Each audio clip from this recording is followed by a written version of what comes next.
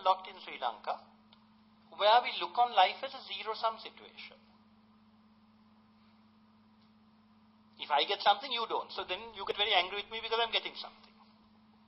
And then you get him down, you attack him. But, particularly in industrial society, there's an idea that everyone can win. Okay?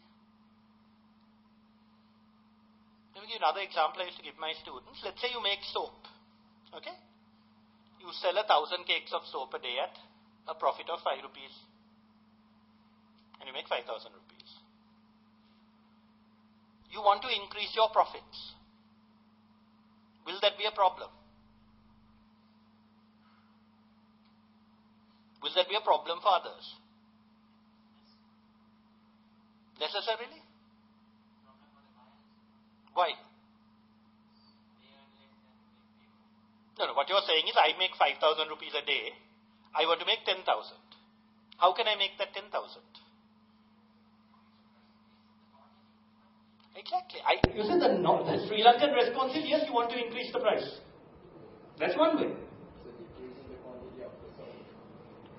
You could do that as well, which is naughty. Yeah, there are lots of ways. But you see, in a competitive world, if I increase the price, no one is going to buy it. No? Maybe one way of doing it is to increase the amount I sell. Make it more fancy. Sometimes reduce the price and sell twice as much. So, yeah, you can increase the quantity and decrease the quality. You can do any of those. You can do 100 different ways of increasing your profits. Okay? That's absolutely correct. But not all of those are necessarily going to upset somebody else. They may. One way is you increase the price, the customer suffers. Another way, you sell twice as much, another manufacturer suffers because he sells less. But within those options, people can also benefit. No? What happens if you discover a new technique of making soap more quickly? Okay. What happens if you reduce the cost of the making but make the soap as effective through increased chemical engineering or whatever? So all I'm saying is that there are ways of benefiting yourself that don't necessarily do someone else down. And that's what we're not thinking enough of. That is where this whole exercise of, as I said, problem-solving skills, thinking skills, putting things together, understanding the patterns in life, are areas where we need to do more training. Okay? And all I can say to all of you is that the more you read outside your subjects, the more you begin to understand the way the world works in general. Okay, I think I've taken up more time than I should have. Any questions you'd like to ask me? Yeah. You said that if a person is fluent in English, he will be able to get a good job opportunity. If that person is eligible to hold a big position in a company if he knows only English, I mean fluently or thoroughly, is he able to? Is he eligible to hold a big position? I think the answer is I didn't say that. He said that. He gives jobs. I don't give jobs. Okay. I think the short answer is this. Generally, people involved in many sectors in our society, but not all, think that a knowledge of English is important. And the more conversant you are with English, the more likely you are to do well as you rise up in the position. This obviously doesn't apply for all jobs. Okay? So there are jobs you can do without knowing English. And there are careers in which you can do well without knowing English. But certainly in the private sector you do. And also in the government sector, to be effective at the higher levels, you would need probably English. Certainly one language apart from your own. Right? So what do you think about the tuition fees of private universities in Sri Lanka compared to the universities in The short answer is I don't know. I think they must necessarily be less. But I also think that the more entrepreneurship you exercise, the more the fees will be at a realistic level. Because you have competition along with, ability to check on the quality. I don't think government should try to stop it, but they should certainly monitor it to make sure that the quality of the education is reasonable. Any more? You said that if there are more and more private universities, all the students will be educated, right? No, I didn't say that. If there are more and more, all the people will get the opportunities to get more education. There will be more opportunities for more people. Yeah, okay. Then who is remaining to labor and class access? Well, very simply, don't forget that in order to get into university, you have to have a certain qualification. No? So, if you fail to get that qualification, meaning whatever the minimum entry is, and not everyone gets it. Don't forget that in any system of education, the number who get through the A-levels is small. I would add to that, though, that people doing vocational training should also get better training than they do now. So that I'm not saying for a moment that everyone should go to university. Heaven forbid, so the whole world of people like me and Deepamala would be terrible. We need lots of other people as well. But what you also want is whatever training you're going into and whatever job you're doing, suitable training in other skills. So if you're doing clerical work also, you need more language training, and obviously, as he said, IT. If there are more space at universities, most of the people will go there, right? Right.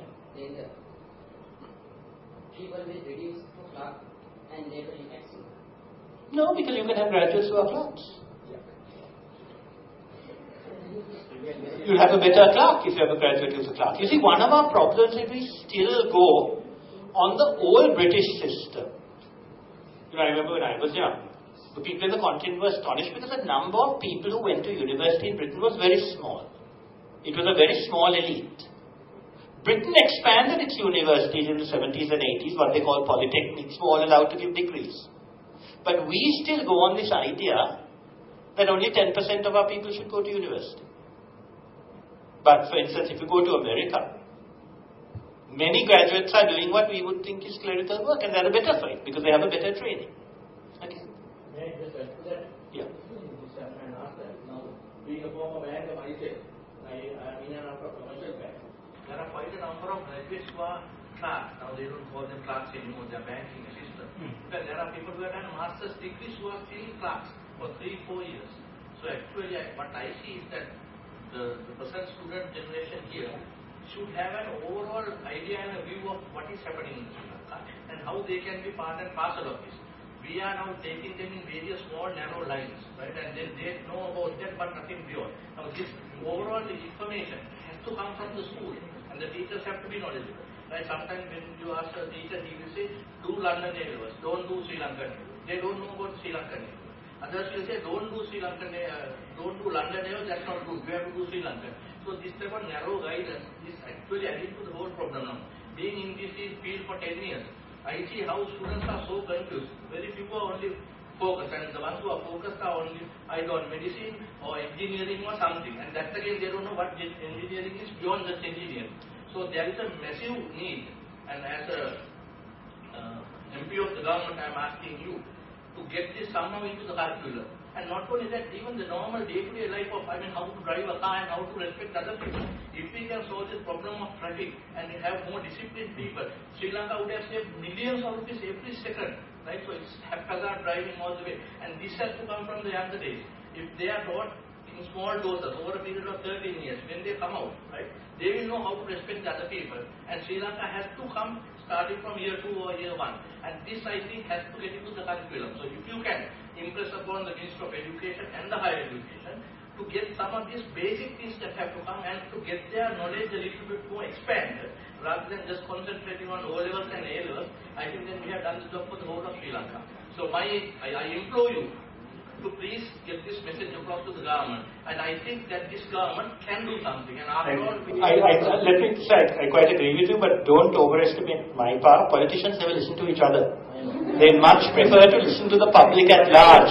So the message from you will, I think, be better and stronger, but always remember to word it in a way that also suggests how it's good for everybody.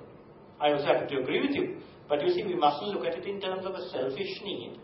It must be in terms of how it will benefit the community at large as well. But I'm sure it would happen. Yeah. To be put forward. Of course. Okay, I think I'm impeding on Adam's time. What I believe is, if we take in 1970s, the whole thing of terrorism coming place was because there was no clear awareness what should happen. See, so what I believe is that we need to get the social stigma of the people down so that it will be an equal level, so that people can communicate with each other peacefully. No, I think you're absolutely correct. I think one thing that we forget, because this country has so many advantages, we didn't really bother to do anything with it for 50 years. You know, we never bothered about infrastructural development except in the Western province. We never bothered about educational excellence except for an elite. Then when that was an elite, then we opened it to everybody but closed it to others. So I think there are two things. One is equitable development. The government, I think, is doing very well, better than any previous one, on infrastructural development outside the West. The second area is human resources development. That we're not as good at. Partly because we're not allowing as much involvement for individuals as we should. We still have this vision of a state-controlled education system. It should. In no country in the world can a state control it, except for communist regimes. You have to have state monitoring, because you can't have. But you must allow freedom of activity and choice for the majority of people, and especially in the rural areas. And I think that, as you said, the respect for each other increases once we've allowed the potential of people to move on its own. Thank you, Professor. Thank you very much for coming.